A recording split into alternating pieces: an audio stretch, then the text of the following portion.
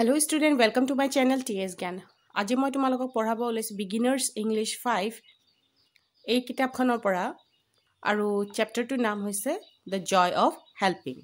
চেপ্টাৰটো already মই explain কৰিছো মোৰ আগৰ ভিডিঅ'ত আৰু আজিৰ এই ভিডিঅ'ত মই ইয়াৰ কোৱেশ্চন আনসাৰ খিনি আৰু গ্ৰামাৰ পাৰ্ট খিনি অলপমান ডিসকাস কৰিব ওলাইছো.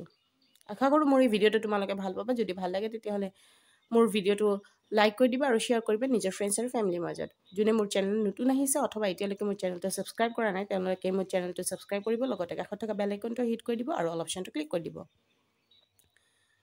যাতে ভিডিঅ'ছৰ নটিফিকেশনবোৰ আপোনালোকে পাই থাকে. তেতিয়াহলে আহছোন আমি ভিডিঅ' মাজলৈ যাওঁ.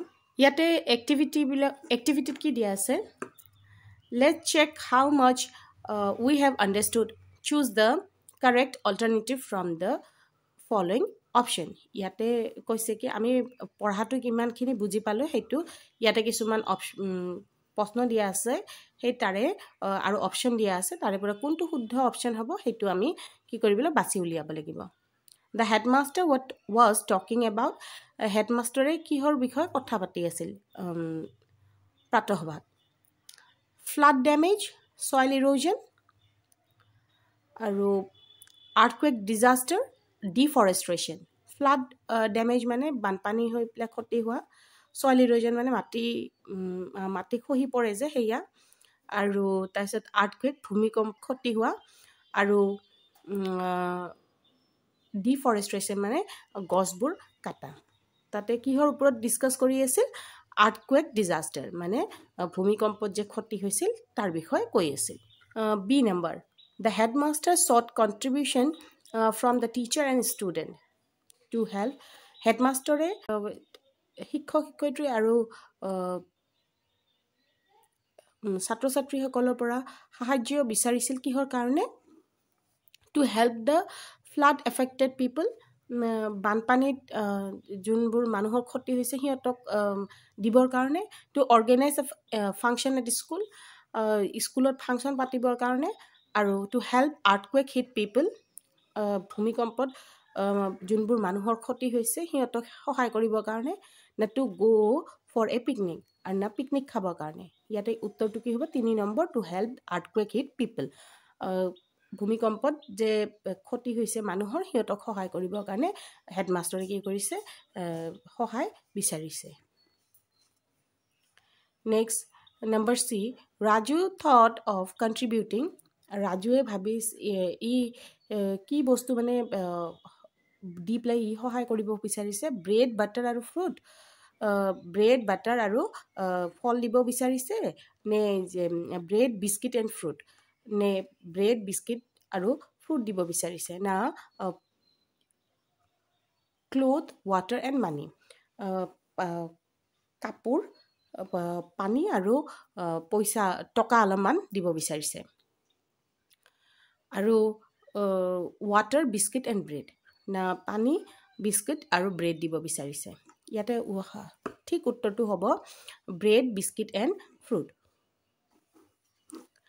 Next, the D number. The contribution were carried to the earthquake affected area in.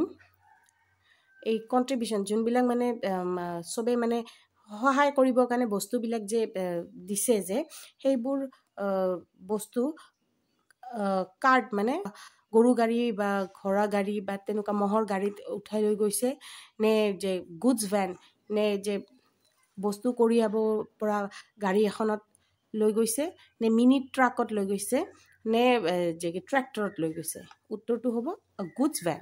বস্তু কঢ়িয়াই নিবৰ কাৰণে যোনবোৰ গাড়ী আছে সেইবোৰত বস্তুখিনি লৈ প্লাই গুচি গৈছে. The team member of the school felt very.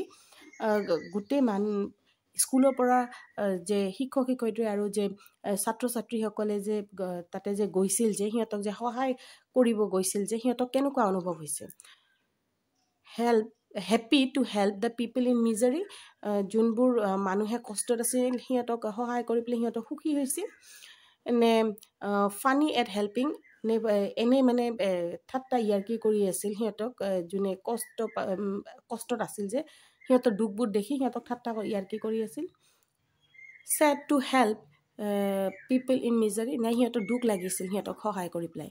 না worried for helping people in misery না চিন্তা কৰি আছিল চিন্তা লাগিছিল কি সিহঁতক যে সহায় কৰিব সিহঁতৰ কথা চিন্তা কৰি আছিল এইটো প্ৰথম নাম্বাৰটো হ'ব সিহঁতক সহায় কৰি পেলাই বহুত ভাল লাগিছে ফূৰ্তি লাগিছে next number F when we help someone we always feel যেতিয়া আমি কাৰোবাক সহায় কৰোঁ যাক মানে বিপদত আছে বা যাক সহায় দৰকাৰ সিহঁতক যেতিয়া আমি সহায় কৰোঁ তেতিয়া আমি কেনেকুৱা লাগে আমাক মিজাৰেবল মানে দুখ লাগে যে মিজাৰেবল মানে কষ্ট লাগা আমাক কষ্ট লাগে না ফূৰ্তি লাগে নে আমাৰ দুখ লাগে নে আমাৰ হাঁহি ওলায় কি হয় আমাৰ কি হয় হ্যাপি হওঁ আমাক ভাল লাগে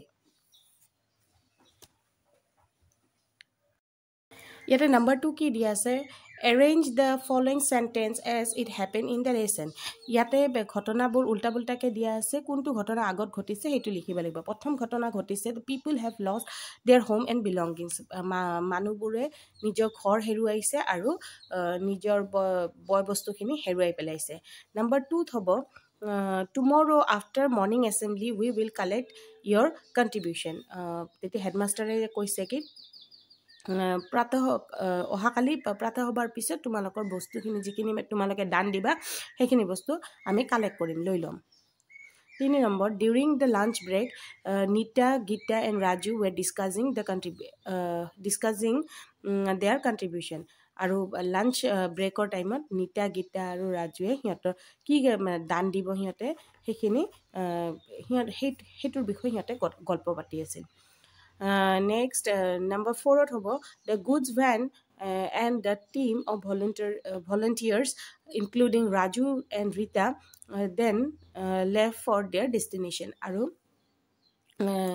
এই বস্তু কঢ়িয়াই নিয়া গাড়ীখনৰ লগত এটা ভলেণ্টিয়াৰৰ টিম মানে এটা গৈছে মানে শিক্ষক শিক্ষয়িত্ৰী আৰু লগতে ছাত্ৰ ছাত্ৰী আৰু সেই ছাত্ৰ ছাত্ৰীৰ মাজত ৰাজু আৰু ৰীতাও এই কিহত গৈছে সেই ভূমিকম্পত যে ক্ষতি হৈছিল মানুহবোৰৰ সেই ঠাইখিনিত গৈছে বস্তুখিনি লৈ পেলাই নাম্বাৰ 5ত কি দিয়া আছে the team member felt very happy to have helped the people in distress আৰু টিম মেম্বাৰ সেই স্কুলৰ পৰা যে দলবিলাক শিক্ষক শিক্ষয়িত্ৰী আৰু ছাত্ৰ ছাত্ৰী যে দলটো যে গৈছে যে সিহঁতৰ মানে বহুত ভাল লাগিছে মনত বহুত সন্তুষ্টি হৈছে কি সিহঁতে মানুহবোৰ যে কষ্টত আছে সিহঁতক যে সহায় কৰিব পাৰিছে এই এনেকৈ ঘটনাখিনি হৈছে নেক্সট ইয়াতে 4 নম্বৰত কি দিয়া আছে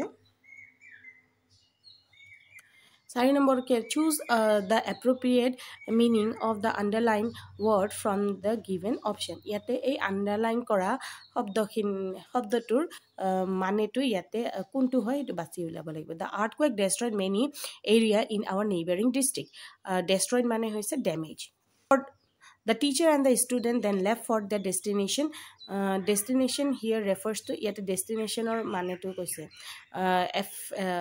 earthquake affected area ইয়াতে এই গল্পটোত ডেষ্টিনেশ্যনৰ শব্দটোৰ মানে হৈছে এই ভূমিকম্প যোন ঠাইত হৈছে সেই ঠাইটোৰ কথা কৈ আছে they were very sad to see the plight and the misery ইয়াতে plight মানে সুধিছে plight মানে হৈছে difficult and sad situation difficult মানে কষ্টকৰ আৰু বহুত দুখৰ মানে situation পৰিস্থিতি grateful মানে thankful ইয়াতে 5 নম্বৰত কি দিয়া আছে read the following sentence they were very sad to see the plight and misery of the people there number b কি দিয়া আছে the team member felt very happy to have helped the people in distress the first sentence expressed the sadness and the second sentence expressed the happiness আৰু ইয়াতে কি প্ৰথম বাক্যটোত কি কৈছে হিহঁতৰ জুনে মানে সেই যে বস্তুবিলাক দান দিব গৈছে সেই টিমটোৱে মানে সিহঁতৰ মানে দুখ আৰু কষ্টখিনি দেখি কেনে সিহঁতৰ মানে বহুত কষ্ট পাইছে দুখ লাগিছে আৰু সেকেন্ড সেন্টেন্সটো দিছে কি এই টিম মেম্বাৰখিনি যোনে মানে সিহঁতক মানে বস্তুখিনি যেতিয়া সিহঁতক দিছে সেইখিনি দি পেলাই সিহঁতৰ কি বহুত ফূৰ্তি লাগিছে সিহঁতক সহায় কৰিব পাৰি পেলাই সিহঁতক বহুত ফূৰ্তি লাগিছে ইয়াতে প্ৰথম সেন্টেন্সটো এক্সপ্ৰেছ কৰিছে স্যাডনেছৰ আৰু দ্বিতীয় সেন্টেন্সটো এক্সপ্ৰেছ কৰিছে হ্যাপিনেছৰ নাও choose the appropriate word from the butterfly এই বাটাৰফ্লাই মানে পখিলাটোৰ ভিতৰত কিছুমান শব্দ দিয়া আছে ইয়াৰে পৰা সঠিক শব্দবিলাক বাছি উলিয়াব কৈছে এই বাক্যবিলাকৰ ওচৰত কোনটো মানে সঠিক হ'ব সেইটো লিখিব লাগিব দ্য এ কাইণ্ড মেন শ্ব'জ এ দয়ালু মানুহে কি দেখায় kindness Next, the happy man shows happiness. Sincere man shows sincerity. Brave soldier shows bravery. The honest man shows honesty.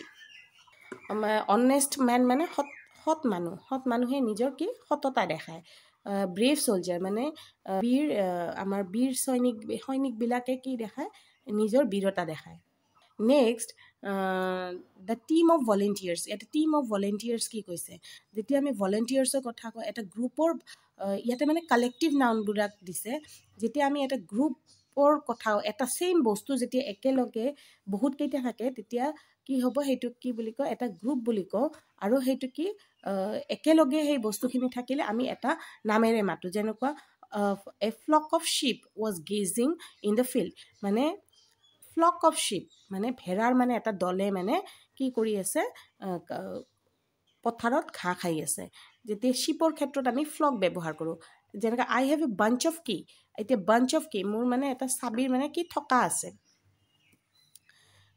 বহুতকেইটা চাবি যেতিয়া একেলগে থাকে তেতিয়া আমি কি বুলি কওঁ বাঞ্চ বুলি কওঁ নে হাৰ্ড অফ কেটেল কেটেলৰ ক্ষেত্ৰত তেতিয়া আমি কি হাৰ্ড ইউজ কৰোঁ বাণ্ডেল অফ ষ্টিক্স বাণ্ডেল এনেকুৱা লাঠিৰ ক্ষেত্ৰত আমি কি ইউজ কৰোঁ ষ্টিকৰ ক্ষেত্ৰত আমি বাণ্ডেল ইউজ কৰোঁ delegation of teacher delegation of টিচাৰৰ ক্ষেত্ৰত আমি কি ডেলিগেশ্যন ইউজ কৰোঁ ঠিক তেনেকৈ আৰু কিছুমান কালেক্টিভ নাউন ব্যৱহাৰ কৰিব দিছে ইয়াতে যেনেকৈ টিম অফ প্লেয়াৰ্ছ আমি প্লেয়াৰ্ছৰ ক্ষেত্ৰতো আমি টিম ইউজ কৰোঁ flock of bird bunch of flower bundle of book herd of elephant আজিৰ এই ভিডিঅ'ত মই ইমানখিনিয়ে কৰালোঁ নেক্সট ভিডিঅ'ত মই বাকীখিনি মই কৰাম আশা কৰোঁ মোৰ এই ভিডিঅ'টো ভাল পাইছে যদি ভাল লাগে তেতিয়াহ'লে লাইক কৰি দিবা আৰু শ্বেয়াৰ কৰিবা থেংক ইউ